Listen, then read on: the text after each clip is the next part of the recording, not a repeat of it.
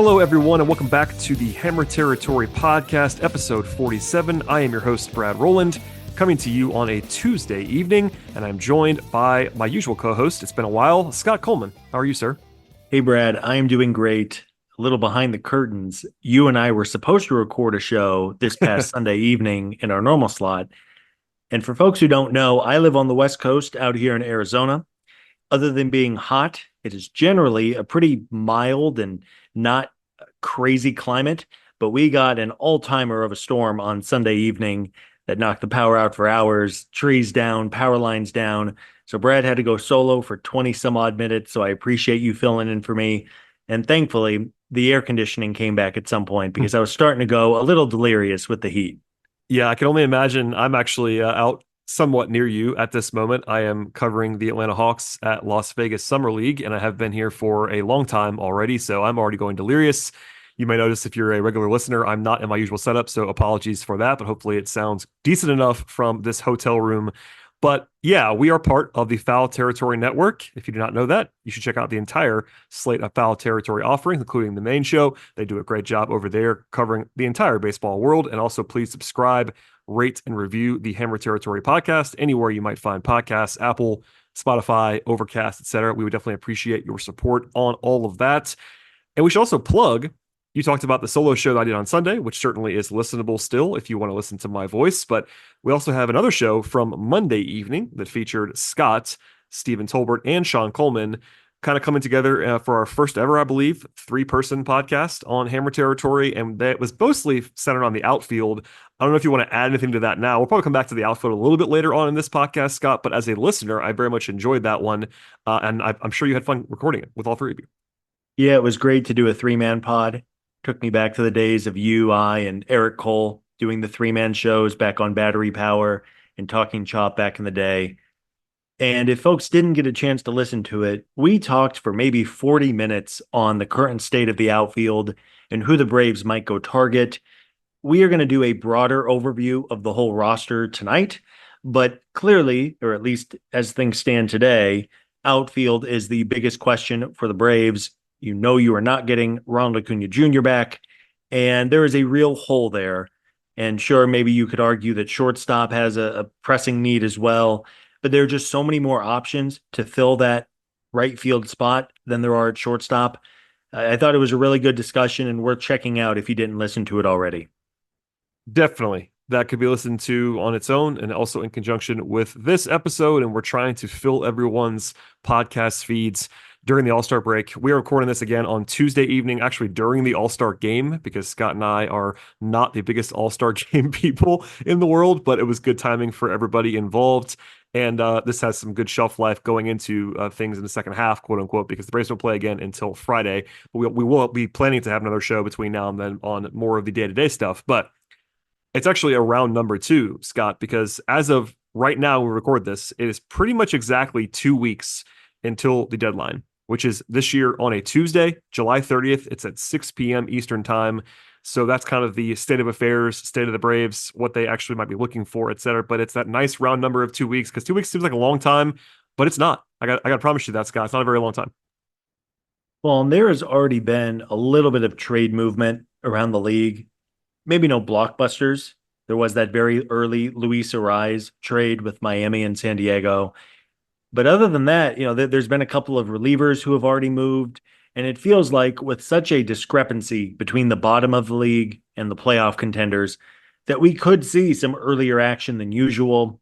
Of course, a reminder that as of 6:01 p.m. Eastern time on July 30th, your roster is your roster.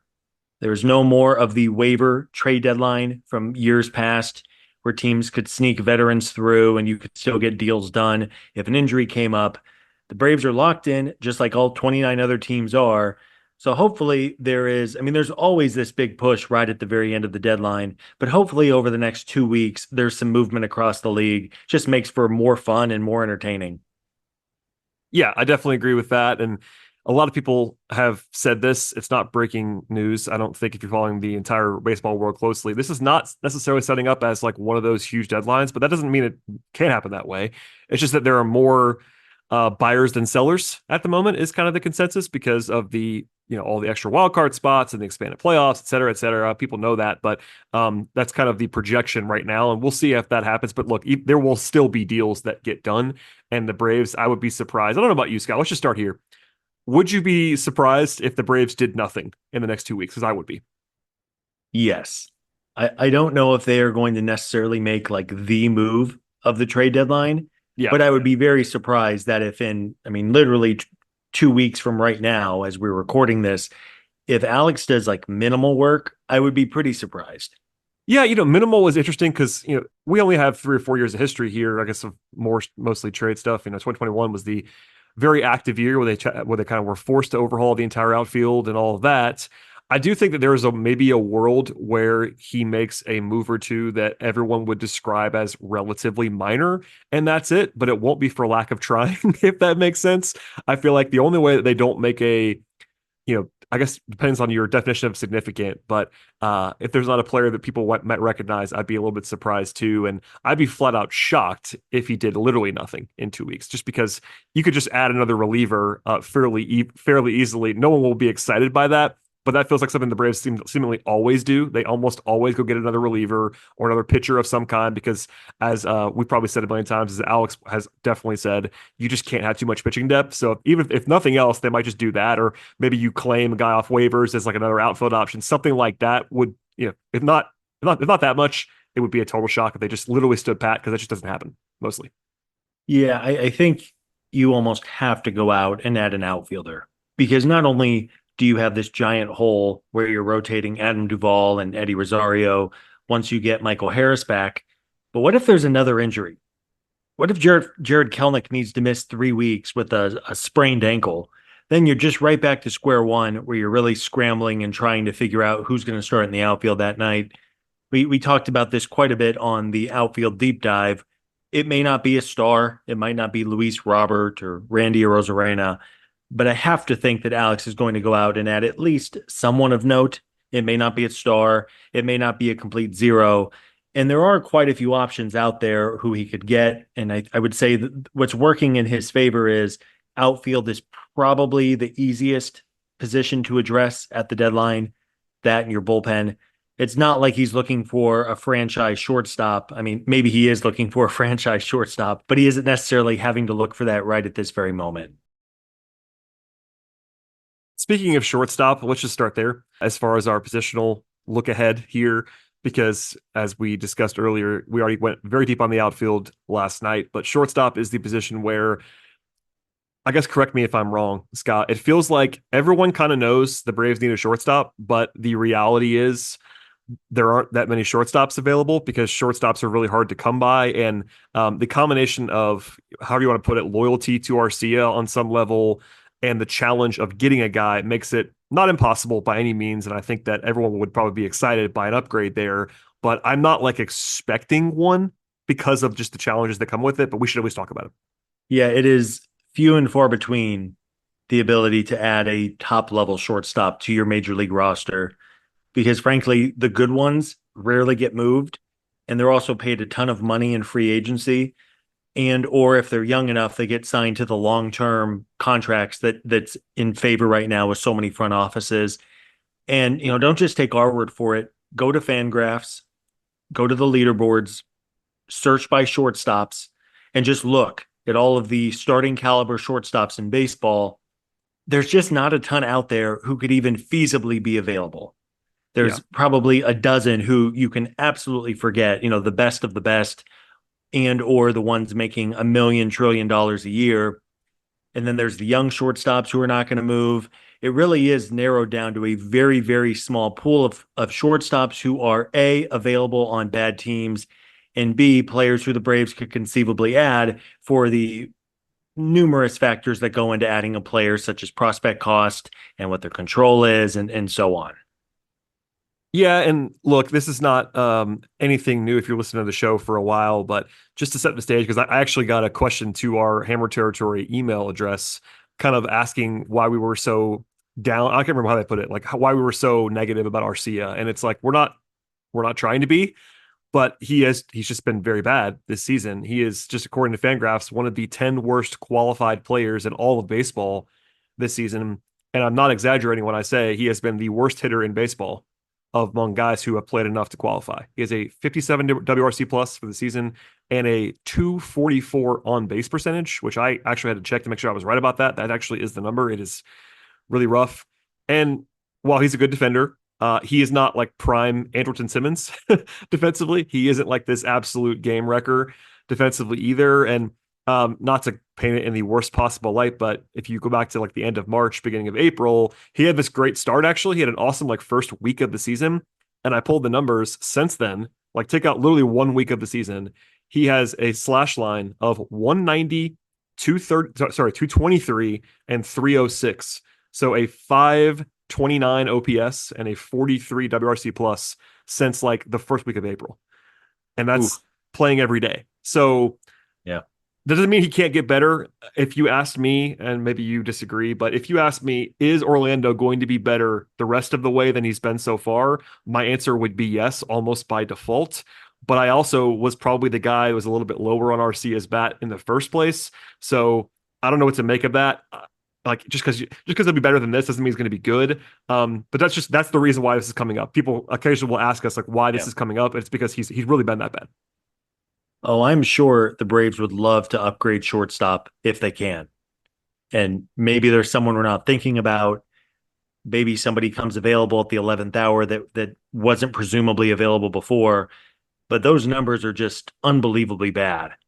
And I do agree. I think Orlando is probably a little bit better than that, but that is still really not a starting shortstop at the major league level. And I think it's in some ways it's a reflection of Nacho Alvarez, who is still very, very young and very limited in the upper levels of the minor leagues.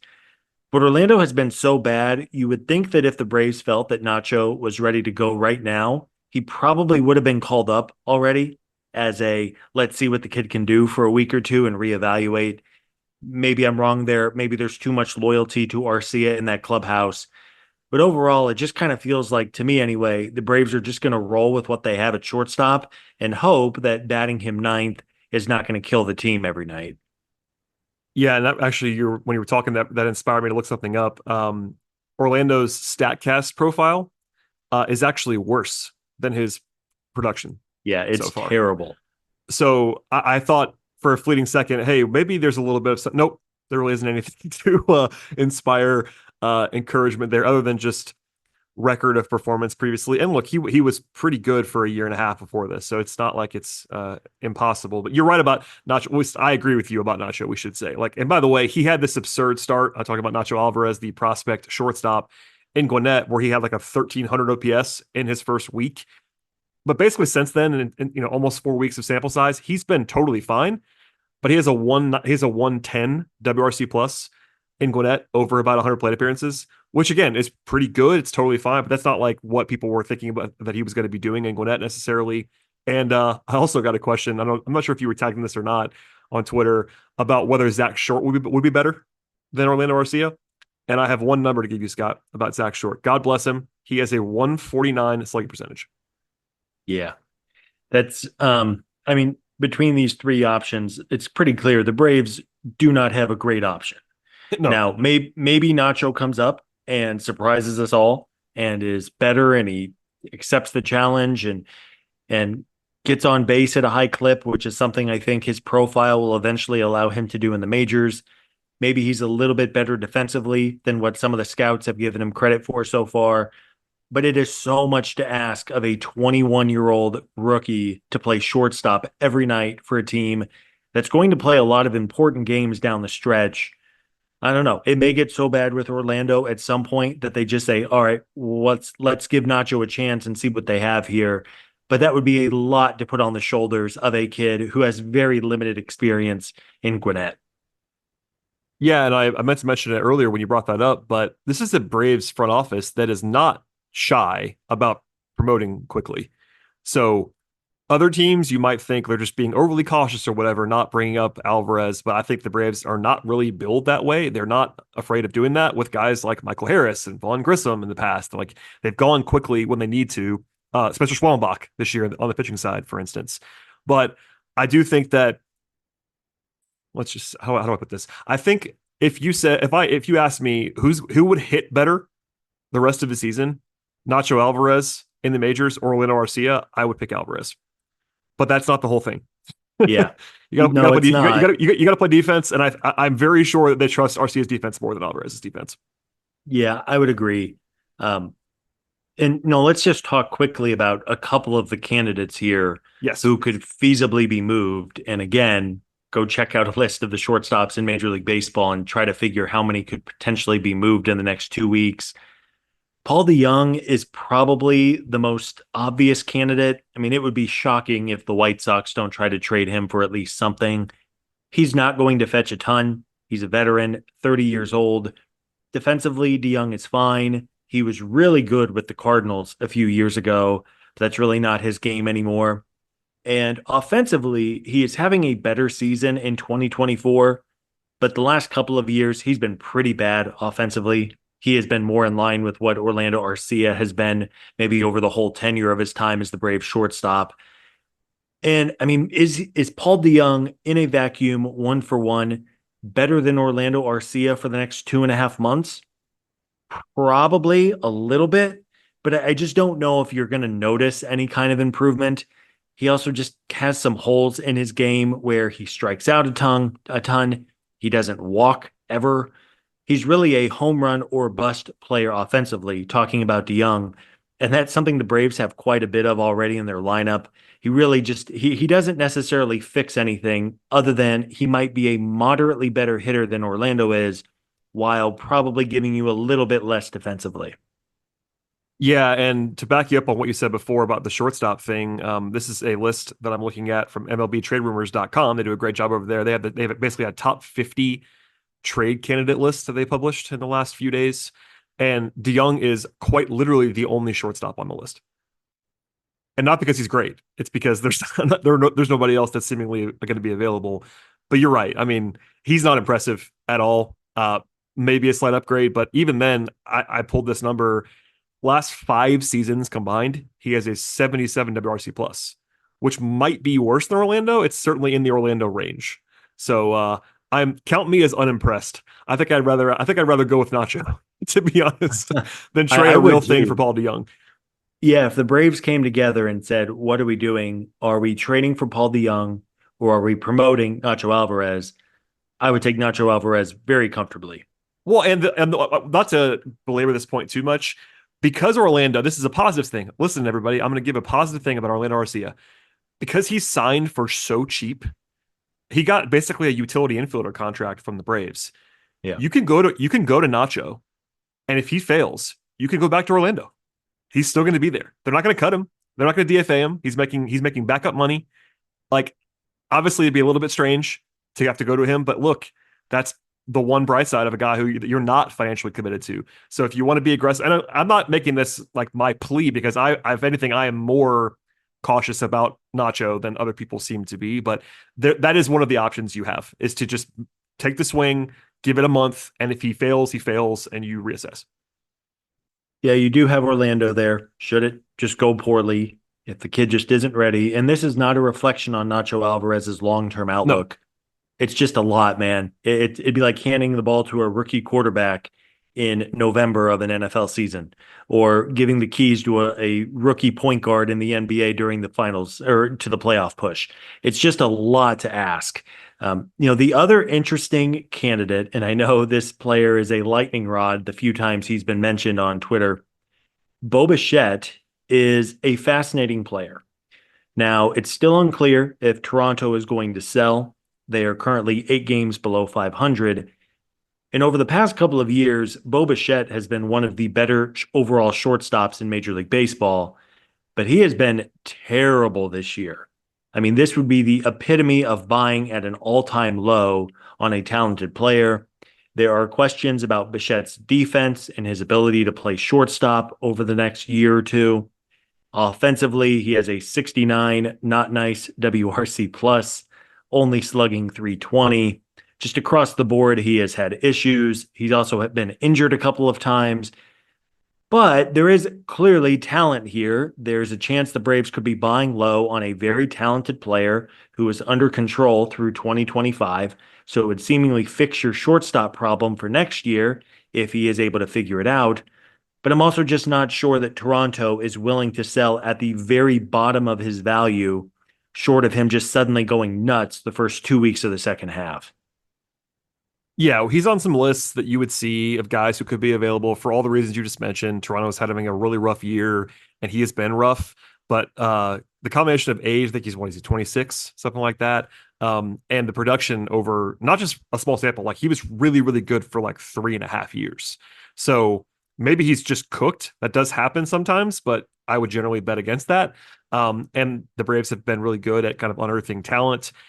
You could make the comparison to Jared Kelenic. I wouldn't necessarily do a one for one there, but a buy low on a guy who has real talent and real pedigree and just kind of see what you can figure out there. Bichette has done a lot more than Kelenic has ever done in the majors before it got to Atlanta, but there's kind of maybe a parallel there. I don't know if the Braves would be the team that would do that on Bichette. But again, not to belabor the point, they're just are not names out there, and maybe there would be a surprise name that emerges. Like we're still 2 weeks away, but by all accounts, it seems like DeYoung is the guy everyone agrees is going to be available, and Bichette's the sleeper with upside. And I don't really see another name that we can even worth talking about. I mean, maybe I'm wrong about that, but I just didn't see anybody else. Yeah, when Alex Anthopoulos trades for somebody tomorrow morning, we can laugh and say, "How did we not think of him?" Because Well, and that's that's happened before. yeah, many But times. that's why he's paid to do what he does and why we're doing this. But no, it's again, I'm looking at another list right now. I mean, you could, if you wanted to get crazy and start aiming higher with guys that would be shocking that they're even available, then sure. And that's one of those things that we don't have the intel on. But unless the team just like bizarrely soured on a player behind the scenes that we don't know about, Yeah. there are not a ton of names, and that's kind of why. So we'll finish up with shortstop on this. Do you think they're going to do anything at shortstop? No, I do not. I don't. Um, I don't either. yeah, I'm leaning towards no. And one note that we made on the show last night when we were talking about the outfield is this, and it's worth mentioning again. Once Michael Harris comes back in center field, you get to shift Kelnick to a corner. Let's say that hypothetically Alex goes out and adds a pretty good corner outfielder as well. All of a sudden, your 1 through 8 in the lineup looks really damn good. And I think you can hide a not hitting Orlando Arcia or a rookie Nacho Alvarez in that ninth spot so much easier when you have Harris back, when you've added another outfielder at the trade deadline. Hopefully, you get a bounce back from Matt Olson, Ozzy Albies, players that we know are capable of more than what they have shown so far. Maybe Sean Murphy continues to wake up a bit. I think this lineup can be more than successful and more than good enough if they're able to address the outfield adequately and then also get healthy in the outfield. Even if your ninth hole hitter is basically a zero, I think you can survive with that as long as we get some of these bounce backs that we're hoping for from the top of the lineup. Yeah, I think if anything, that might push Alex to be even more judicious and not trade for someone because you have Orlando and they do trust his glove, if nothing else, and they like him and he's a good clubhouse guy, all those things. So that's the situation at shortstop. We'll be a little bit more brief in a second when it comes to pitching, but first, a word from our partners on today's podcast. All right, Scott, let us at least mention the pitching potential. The Braves don't really have a need anywhere when it comes to pitching. That is number one. Number two is a need in pitching can arrive quickly because the old saying does hold. You can't have too much pitching. The Braves have a lot of pitching. They have four absolute rotation locks right now, unless they get hurt with Fried, Sale, Lopez, and Morton. They have Schwellenbach, who's been awesome recently. They have other guys who've been up before: Elder, Smith Shaver, Dylan Dodd, Darius Vines, Alan Winans, Ian Anderson's on the way back. Maybe even Ynoa. Like that's a lot of names. And then the bullpen has been quite good this season. So why am I bringing this up? Like, what are we talking about here? I guess is the question. But my rebuttal to myself would be because you always have to bring it up. Yeah, we wanted to do kind of a more complete overhaul and a complete look at this roster. And the good news, and I am knocking on every piece of wood within a mile of me, is that the Braves currently do not have any issues in the starting rotation. It has been probably the best rotation in baseball over the last month and a half. They lead in ERA. It really is just a fantastic group right now.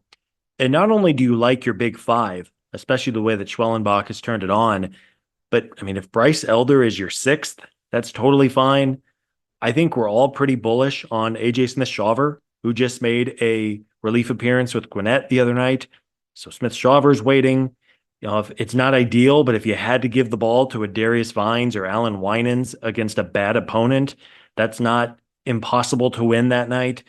And then Ian Anderson is kind of the wild card in all of this. And so far, so good with his rehab. So I think the rotation is in pretty good shape. You just about always have to overpay for starting pitching. Maybe Alex will want to just kind of build on his abundance of riches and try to add one more starting pitcher. But I mean, just from a roster construction and space perspective, it's going to be really tough to even squeeze one more starter into this team. Yes, we agree. And can't you just hear? I guess maybe if Chip was still around, we would get the Ian Anderson. It's just as good as making a trade comment at some point later. Like making a trade without having to make a trade, Brad. I can hear it Oh, now. It's beautiful. just had a flashback. Yeah, no, I think that you're all that's right. And I have to say, I still would not be shocked if Alex went and added a boring depth starter. I just wouldn't be. I would be shocked if he got one of the bigger names, like Jack Flaherty's out there, Garrett Crochet's out there. That would surprise me. Just because there are other teams that just like have such a huge need for pitching. The Braves don't have that Yeah. have more to offer, etc. But I'm telling you, next 2 weeks, if I got a notification that basically they add the equivalent of which one of my old favorites do I want to name right now? Let's go with Drew Smiley. Drew Smiley would be on the list for sure of a guy that I used to defend to the death, like that kind of guy, like a not someone who's better than any of their top four, but someone who, if they need 6 innings on a Thursday in August, can deliver those innings. Yeah, and I think one point I wanted to make on as we're talking about the rotation, for my money, if the Braves are going to make a deep run into October and November, they have to get a healthy Max Fried and a healthy Chris Sale to the playoffs. I don't know if you feel differently, Brad, but that pair being healthy and firing going into October is so damn important for this team because you cannot come even close to replacing what they can do. I know Garrett Crochet has been fantastic, but he is not a realistic target for the Braves. A No, team like the Dodgers, who have been decimated by pitching injuries, they are going to throw every prospect imaginable to fix their rotation. And the Braves just aren't going to get into a bidding war with them. And it's not like LA is the only team that's looking for impact pitching. I really do think that just the Braves season is ultimately going to be determined by two things. One, if the lineup can find any kind of consistency in the second half. And two, if they can get the rotation to the playoffs healthy and firing, because the last 2 years, that has not been the case. no, you're right, 100%. They just have to, yeah, because they're not going to be able to replicate that anywhere else. And I do think that those two names are the right ones. If something happened to, well, as good as Ronaldo has been this year, I don't think either of us believe that he is that level of pitcher. In the grand scheme of things, he has been this year. So shouts to him. Hope it continues. Or Charlie, as much as I defend Charlie, he is not like a shutdown ace at this point in his career. So their top two are their top two for a reason, and getting to the playoffs with those guys healthy is important, and that's why they treated Sale the way they did this weekend. For instance, like they limited Sale to 5 innings on Sunday. People were mad about that. It's like, guys, he's in his mid-30s. They're just trying to get him all the way to the end. That's all this Yeah. is about. Yes. Win the war, not the battle. And I will say, Brad, just to officially get it on the podcast record here, AJ Smith-Shawver having a real impact in the second half of the year would not be a surprise to me at all. I think he is a power arm who could really make an impact both in the regular season and even in the playoffs. I would love for him to get some more innings during August and September so then he's just been through the motions a little bit more. Should you need him in a postseason where the crowd is going to be nuts and everything just kind of ramps up and goes 0 to 100 so quickly. So do not be surprised if AJ Smith-Shawver at some point in the second half has a real impact on this team. You're calling your shot now, and I appreciate that because I think that makes a lot of sense to me, given the upside of his arm at 21 years old and how hard he throws, etc. On the bullpen side, I know I said it before, but they really are really pretty loaded right now. They're top three in baseball and ERA and FIP and underlying metrics, etc. Iglesias, Jimenez, Mentor, Johnson, Bummer, Jesse Chavez, Dylan Lee, Grant Holmes, Baseball Hernandez. Like they're really, really good there. But the same thing applies. Alex tends to try to find a reliever somewhere under a rock. Maybe it's this year's version of Aaron Bummer, who has a bad ERA but great peripherals and is getting overlooked, that kind of thing. But same principle for me. It wouldn't surprise me at all if they trade for a reliever and Braves fans are like, "Why do they need a reliever?" And Alex says, "Because you can't have too many." You can never have too many relievers. And I would imagine that Alex will be pretty selective with who he's going to add, or at least try to add. You make a great point. Aaron Bummer on the surface, his numbers were terrible last year. Last year at the trade deadline, when he traded for Pierce Johnson, Yep. everyone was like, what are they doing? This guy has an ERA in the sixes. And we know what Pierce Johnson has done over the last calendar year for this bullpen. So I don't think that the big names are necessarily going to be in the realm of possibilities for the Braves. Of course, relievers are always a dime a dozen come trade deadline time. But I would not be surprised if Alex goes out and tries to look for perhaps another power right-handed arm, going back to the injury concern that every team has. Now, if something happens to Raisel Iglesias, Joe Jimenez, or Pierce Johnson, suddenly you only have two power relievers from that right-handed side. I love the story of Jesse Chavez, but I don't know if you want Jesse to be your number three right-handed arm going into a playoff series. Grant Holmes is the man, but same story. I don't know. He's never done it before. Daysbell, again, same story. So I think if they were going to add to the bullpen, I think they're probably good from the left side. But if Alex is going to go out and try to identify a righty who would not cost a ton but has some real upside, I would not be surprised in the least. Yeah, we agree. Aim high. If he wants to unearth one of his gems, that would be totally fine with us, but not necessarily an area of need. Just wanted to at least flag it because he seems to always be looking for someone to find in that realm. And the last thing, of course, is the outfield because uh respectfully, they don't have needs at catcher or first base or second base or third base. Um and we talked about shortstop already. So we went long. I get one more plug. Listen to the show from Monday night. I was not on it, and that made the show better. I do think that, and you guys did mention this, but all things equal, I would like someone who hits right-handed pitching very well. If you could be that selective, maybe you can't be that selective, and it's easier to find relievers, which is a point you just made. But as Alex proved 3 calendar years ago, you can find outfielders. They are available. Do you want to list? You want to read this list of names that we compiled? It's very long. There are lots of names. Yeah, and frankly, we could probably list off like 30 or 40 names Oh yeah, of potential outfielders. But let's just kind of speak them all out there, and maybe we'll pick one or two or three to talk about. But I mean, let's talk big and then go small. Luis Robert, Brent Rooker, Randy Arozarena, Taylor Ward, your guy. my very official prediction. Jazz Chisholm, Michael Conforto, Jesse Winker, Jesus Sanchez, Lane Thomas, Tommy Pham, very good old friend Jock Peterson, Miguel Andujar. I mean, that's what, a dozen names, and we could probably list two more dozen. And again, go on Fangraphs, pull up all the outfielders in baseball, and just kind of, it's a fun game to play, trying to figure out who could be available and who fits for the Braves. It is going to be fascinating to see what Alex does. We talked at length on the show last night about the rental versus long term, right handed versus left handed. There's so many things to keep into account here. And it's going to be a lot of fun to see what ultimately shakes out because there are some interesting players here who would really help this team. This is entirely my fault because I made this list, but we have to mention Kevin Pillar's name. How did I Oh, miss that? yeah. He's having a great year. Braves legend Kevin Pillar, who's going to retire at the end of the season. He said, one last ride with Kevin Pillar in the Adam Duvall midseason trade slot. What are we doing here? Just get the whole farm back together. I love it. Go ahead and highlight that one in highlighter ink, whatever it's going to be. Yeah, I mean, Luis Robert would surprise me. That would be he'd be the one of that list that would, like, it's just going to cost a lot, I think. But and maybe Jazz shows him just because of like, I think he'll cost a lot too, and he's probably the most famous player on this list. But all of these guys would help. Jock Peterson is on your Arizona Diamondbacks right now. He probably can't play defense anymore, but he's been mashing. The D-backs are kind of in the race, but people ask about him all the time. Andujar is on the A's, and I don't know if you're familiar with this, Scott. The Braves have made some trades with the A's in recent years. Yeah, we have to get our quota for the year, so Pretty maybe that's active with going the to A's. happen.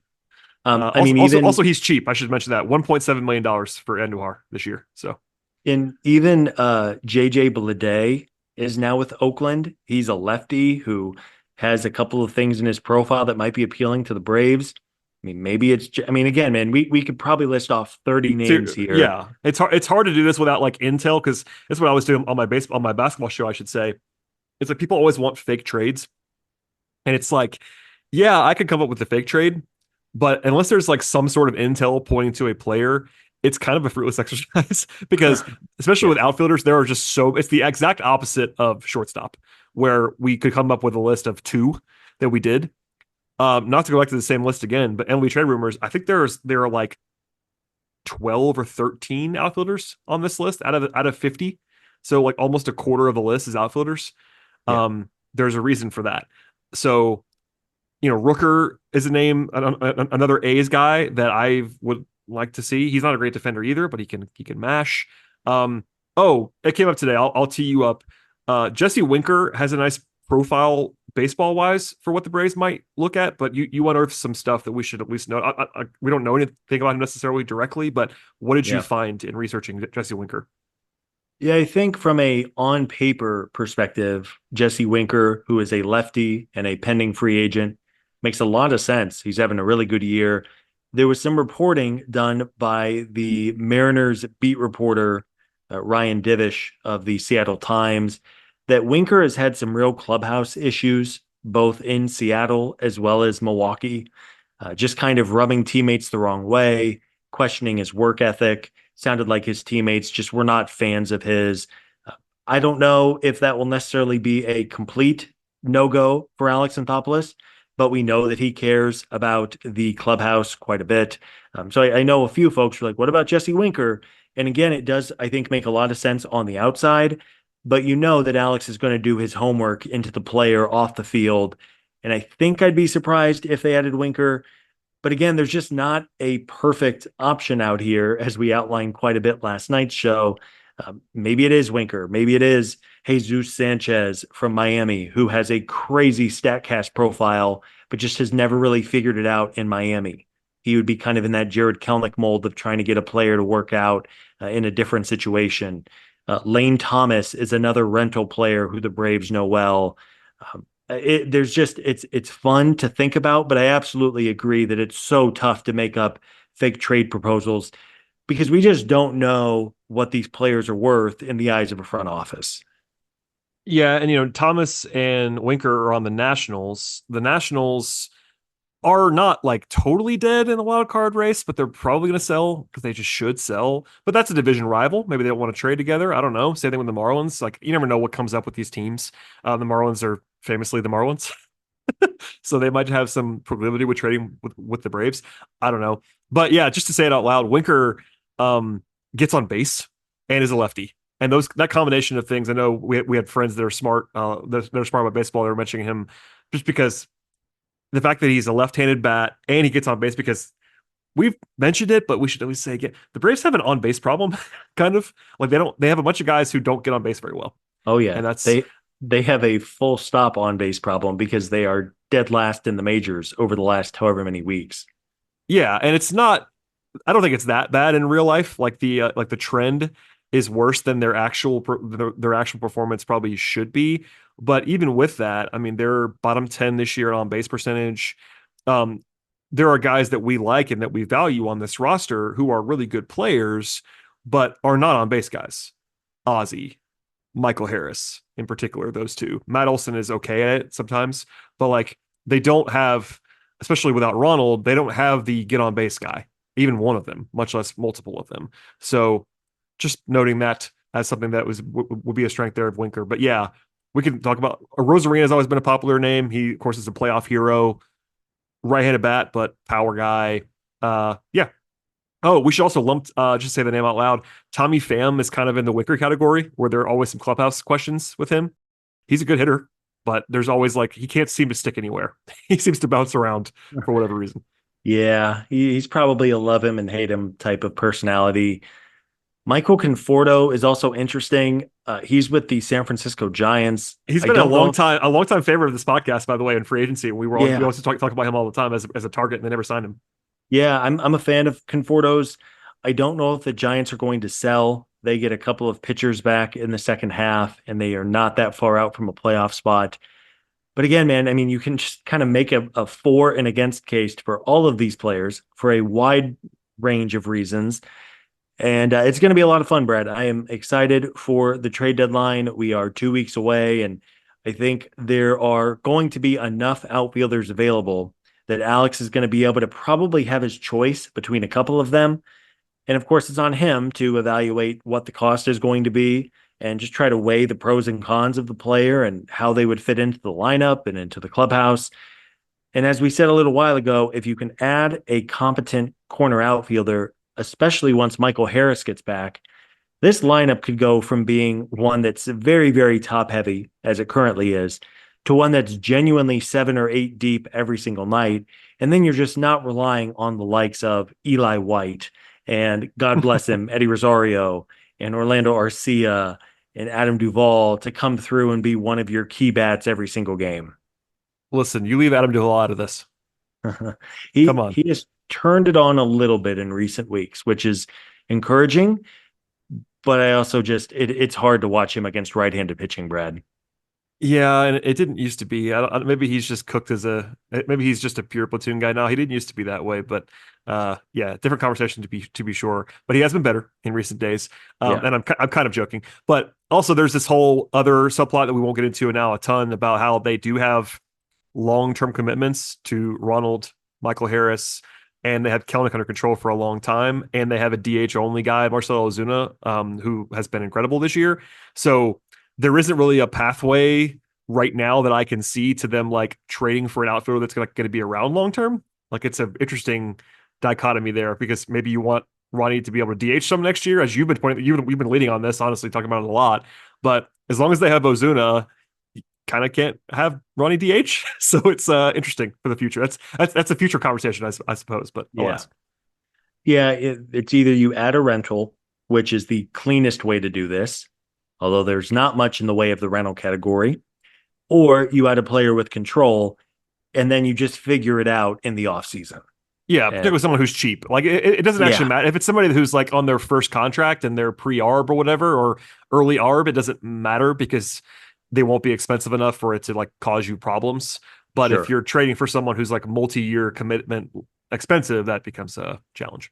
Yeah, absolutely. So all things that I am sure the front office is considering over this All-Star break kind of feels like this is an opportunity for front offices now that the draft is behind us, that they can just really kind of focus on who's buying, who's selling, what do the team needs. And we should say that of course everything we're talking about on the show is tentative and subject to change on the chance of yet another injury. Oh And yeah, God, let's hope not. That obviously could change the dynamic of the trade deadline should something happen with the roster. for sure. And that is why you need depth across the board. That's the reason why you bring up pitching stuff because while they don't need it now, they could in a hurry. Anything else you want to add, Scott, on this deadline preview episode? 2 weeks to go. I could make you talk about the Braves draft picks in order if you want before we get out of here. Oh boy, I'm that would kidding. be I'm we kidding about that. Uh, we I can hear the 1-star reviews and the emails already coming in about you guys have no idea what you're talking about. and that is correct. We would not That have any is idea what we're true talking about. with many things. No, I mean we hit on Caminetti a couple of times. Very talented kid, just up the road in Scottsdale. Actually, has the bloodlines, has all the traits that you look for in a first round pick. So who knows? Maybe when we're doing the 2028 season predictions podcast, Brad, we'll be talking about Caminetti as a Cy Young frontrunner. But get back to me in 3 years, and I'll tell you if this was a good draft or not. That's right. That's definitely the tack that we'll be taking. Perhaps I will twist the arm of Carlos Colazo to come back to talk post about the draft as a pre-draft because I have to try to find someone who knows things to ask about things that are above our pay grade. Scott, thank you for being here. As always, my friend. Anything else to plug before we sign off, other than, which we've already plugged a lot, but we'll do it again now, a really, really good show, I will say. As I was not on it, so I'm more objective about this one. I really enjoyed the show Monday night. People should listen to that. But anything else going on? Not a ton, Brad. We will get back to Atlanta Braves baseball on Friday with a 3-game series against the St. Louis Cardinals. And then the Cincinnati Reds follow that. So we will have plenty of game coverage. I believe Sean and Steven are going to do a Cardinals preview episode in the next couple of days. So be sure to keep an eye out for that. And weather permitting, I think you and I, Brad, are going to get back into our normal Sunday time slot for the Sunday night show. So there'll be a lot of good content here. Of course, if there is any kind of trade movement for the Braves, we will do one of our very fun emergency podcasts. And again, we just want to thank everybody for all the support. Please subscribe, share the podcast with a friend, do whatever you can. It greatly helps us out, and we really do appreciate it. That's right. Please go ahead and smash that subscribe button anywhere you get podcasts, especially places like Apple and Spotify and Overcast. It would definitely help us out. Please leave 5-star ratings and reviews. And also, we're on YouTube. It's not on video, but if you want to find us there, the audio is there if you want to find that on that platform. I know people always ask about YouTube. We're there in audio form. Maybe one day we'll get to video. Probably not, but alas, here we are. Also, follow us on Twitter if you'd like to, at Hammer Territory. Follow the show on Facebook, on Instagram, etc. Thank you for being here as always, and we'll see you all next time.